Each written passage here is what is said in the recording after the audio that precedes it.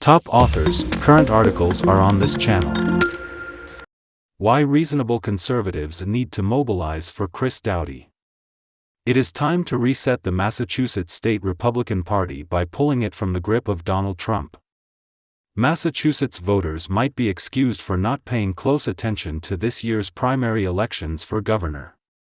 On the Republican side, former State Representative Geoff Diehl, who was trounced by Senator Elizabeth Warren in his last electoral outing, faces a political newcomer, businessman Chris Doughty. In the Democratic race, Attorney General Maura Healey is effectively running unopposed. Polls widely suggest that Diehl will handily defeat Doughty on September 6 and that Healey will then rout him in November. Yawn. But in fact something important is at stake in this primary: the future of the state's small and steadily shrinking Republican Party. For those who believe vibrant debate between competing political candidates is good for democracy, the grand old party's near-comatose condition should be cause for alarm. Democrats now outnumber Republicans among registered voters 3-1. Less than 10% of the state's electorate currently calls itself Republican. Matters on Beacon Hill are worse. Republicans now hold 27 of the 160 seats in the House and 3 of 40 seats in the Senate. Among the main statewide elected officials, only Governor Charlie Baker, who despite high approval ratings did not seek re-election, is a Republican. If Democrats sweep those statewide races in November, as seems almost certain, their domination of state government will be complete and the Republicans' utter irrelevance utterly assured. It is time, then, for a party reset.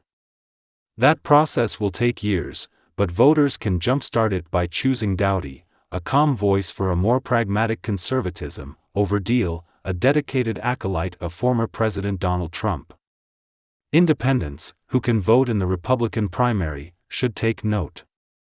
Doughty, 59, is a California native who graduated from Harvard Business School and went on to build a company that makes parts for automobiles and other machines.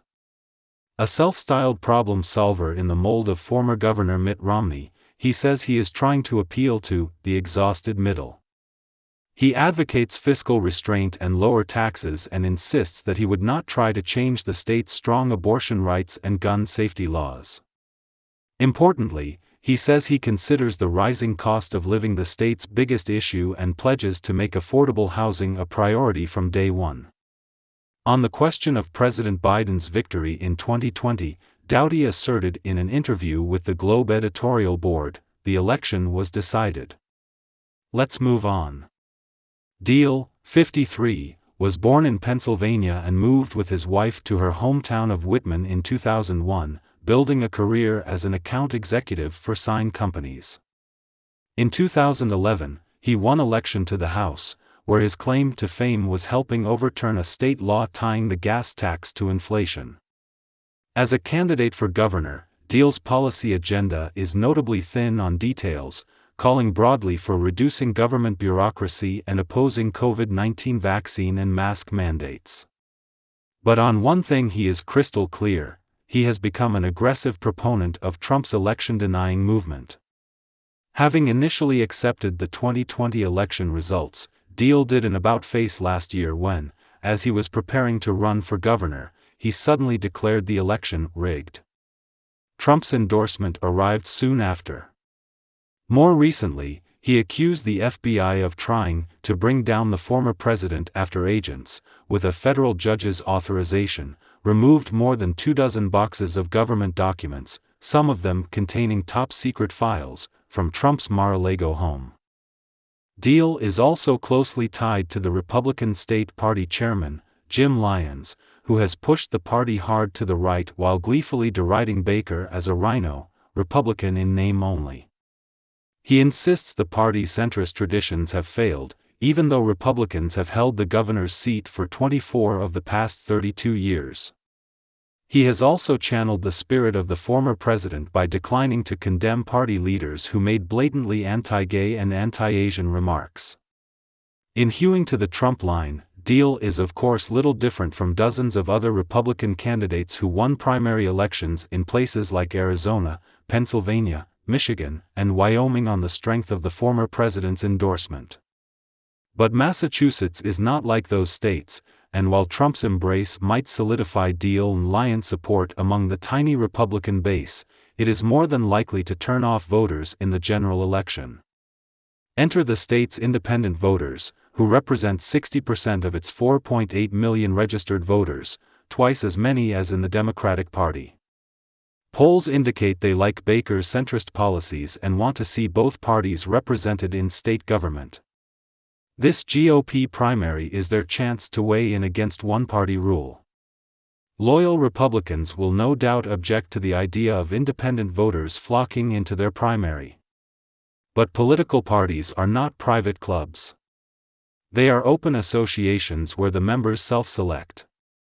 And in Massachusetts, the unenrolled can choose to associate with either party in their primaries, if only for one day. There is also a case to be made for why reasonable conservatives should want to bring the party back from the brink of extinction. Subtract the blatant bigotry and narcissistic bullying Trump brings to almost every political endeavor and the party has an opportunity to win over more of those unenrolled voters. Though this page might not agree with many positions on the right, it sees the value of hearty debate over taxes, regulation, the high cost of higher education, and the economic plight of rural regions left behind by the global economy. Diehl has declined most offers to debate Doughty except on conservative forums and loudly rejected an offer to meet with the Globe editorial board, calling it a bulletin board for left-wing progressive talking points and utopian daydreams. But in fact, this page has endorsed centrist Republicans in the general election, including Baker and former Governor Bill Weld. More to the point, this page firmly believes in a functioning two-party system, provided both those parties legitimately uphold America's democratic traditions and institutions. Trump, by refusing to stop the violent insurrection on January 6 and relentlessly seeking to overturn a legitimate election, has forfeited any claims to political legitimacy. And so should any party that blindly follows his lead. Though it happens only once in a blue moon, American political parties have been transformed or even replaced. It happened when an amalgam of anti-slavery parties came together in 1854 to create the Republican Party. 6 years later, that party nominated an Illinois lawyer named Abraham Lincoln to be its candidate for president. Massachusetts helped create that proud Republican Party, which came to play an important role in state politics.